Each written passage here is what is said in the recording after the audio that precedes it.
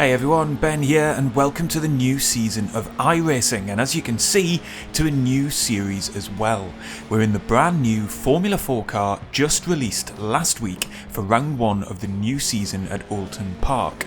Now in terms of our race today, I'm happy to report that the new F4 car drives brilliantly.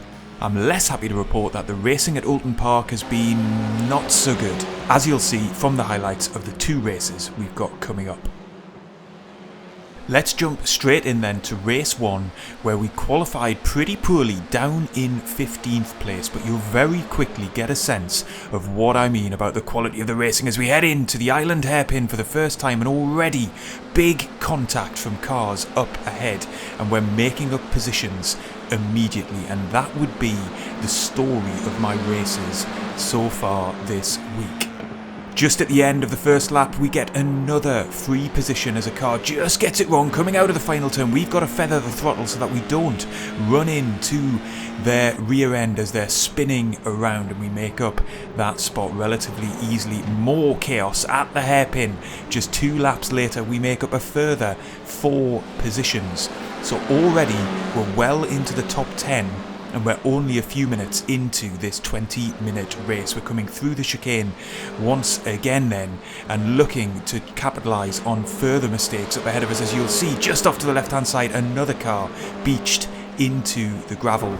Just a couple of laps later, once again, cars making mistakes. We scoot on past there on the inside as another driver gets it wrong into the undulating turns here at Oulton Park.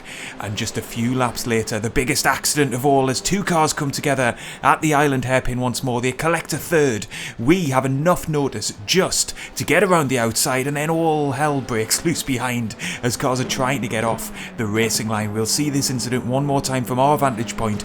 We just have enough breathing space to see the accident in time to open the steering and take a wider line.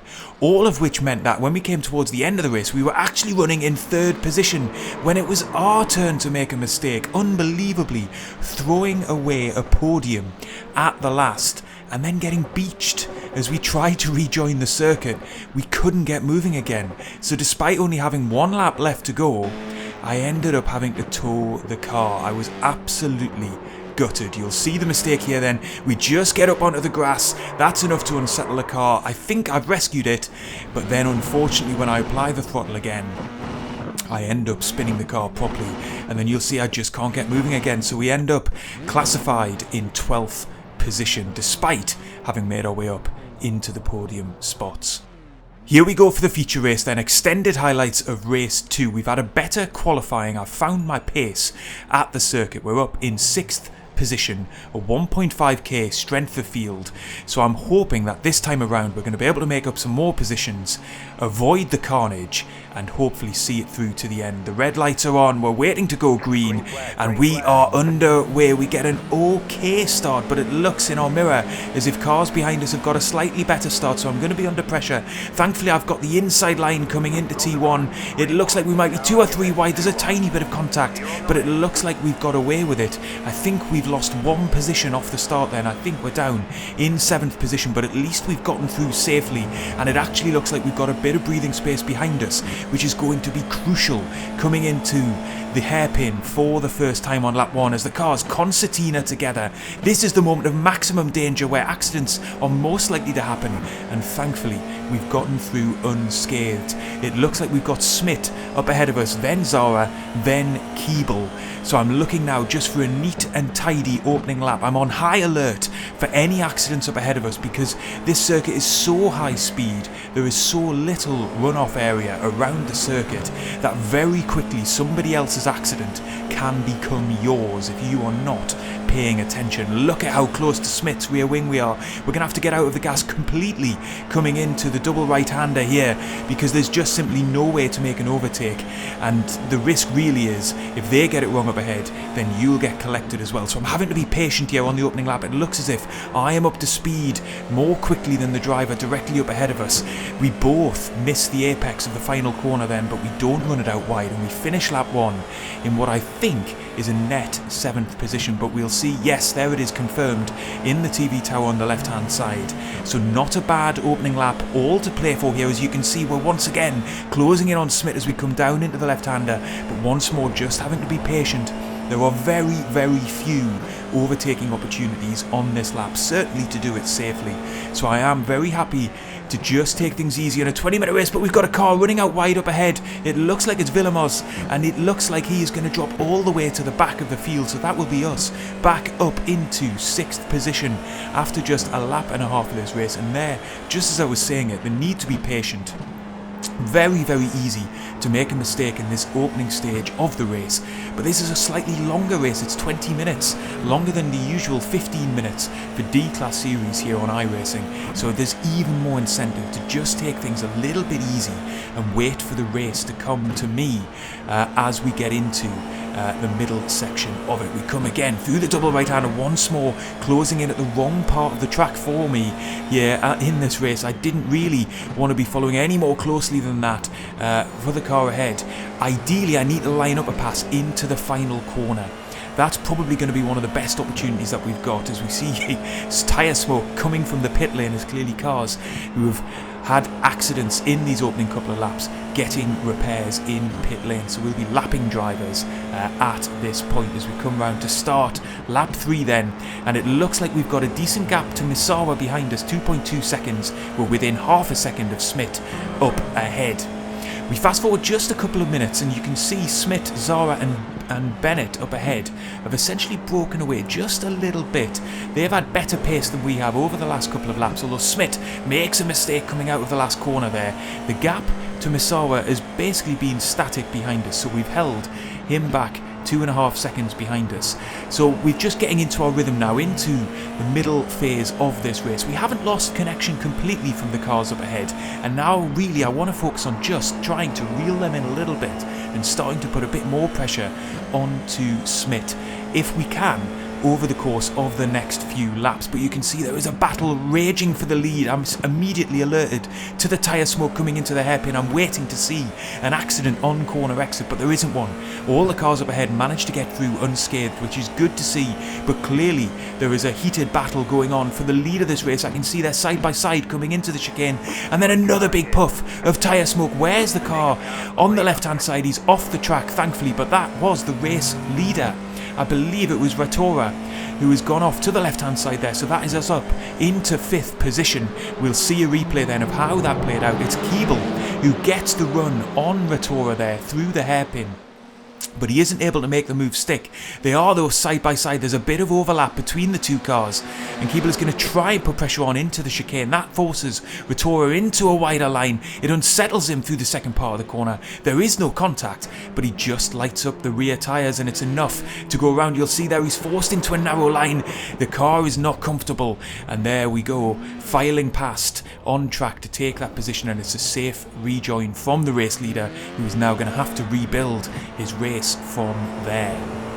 We rejoin then quite a few laps later. We're about 14 minutes into this race. We've been holding station essentially as the cars up ahead have been starting to battle amongst themselves. Behind us, Misawa has closed the gap in, so we've not really struggled for pace as such, because we're running in low 1:20, which is a solid lap time, but we haven't really been able to make significant gains on the cars ahead. But that might be about to change, as the 3 cars were battling up ahead of us, and now we've got incidents all over the track and we have to take avoiding action. We're off onto the grass. That means you've got to get out of the throttle, otherwise you will go round as well. Misawa threads his way through, takes advantage of all of that, and is up ahead of us now into a net 3rd position. We've gained 1 position from that, despite being off track, as 2 drivers lost it through the chicane.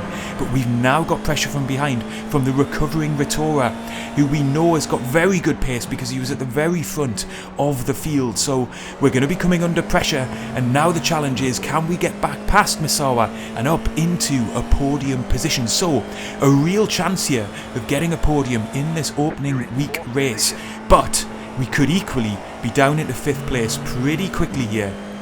as we come under pressure from what is likely to be a faster driver from behind, because of course Rotorua did have that incident, but it didn't look as if he picked up any damage, so he will be running at full pace. We're coming down the back straight then with the hairpin to come. It looks like we are going to come under pressure from behind. Yes, here comes the move. I'm not going to fight it too hard because ultimately I think he probably does have the pace to get ahead of us, but look at that, he hasn't got past us. There was a puff of smoke in our rear view mirror and it looks as if Rotorua's lost it when trying to overtake us into the hairpin. Let's take a look back then at all of that action. First of all, the 3 cars up ahead of us that end up making mistakes. It's Zara who ends up out onto the grass the first time, and then Smith, clearly distracted by that, gets up onto the grass as well. We come so close to being collected in that, and ultimately it was pure instincts to just take to the grass and then remember not to nail the throttle under pressure. Just let the car coast over the grass. Look at how close we came, and then just the most gentle of movements on the wheel as I could muster to not unsettle the car but keep us pointing in the right direction. And Misawa, fair play to them, they managed to anticipate all of that, get on the brakes, allow us to rejoin, because really I didn't have full control of the car at that point, and sneak on past us. Here's the move then from Rotorua, who looked like he was going to get past us here. He's down our inside, but he's just carried too much speed into the corner. He ends up getting rotated under braking, and we're able to come around the outside and thankfully avoid contact. It looks like he might be just a little bit surprised by the closing speed to us. Again, fair play to him. He gets off the racing line, allowing the 2 drivers to come through without causing a bigger accident. Unfortunately for Smith though, he was going to have a very big accident up ahead, and then unfortunately for Rotorua, he will eventually get collected into a bigger shunt. So that's the 3rd incident he's been involved in. Despite having great pace, his race has been ruined, and that takes the pressure off us just a little bit from behind, and I can now focus on closing in on Misawa up ahead if we possibly can, to try and snatch this podium position into the final few minutes of this race. But look, up ahead, Smith has rejoined from pit lane from repairs that he's clearly had to have after that massive shunt with Rotorua behind him. So we're now going to be facing the possibility of having to pass a back marker, but who we know has got similar pace to both myself and Misawa up ahead. We're into the hairpin then, in the braking zone.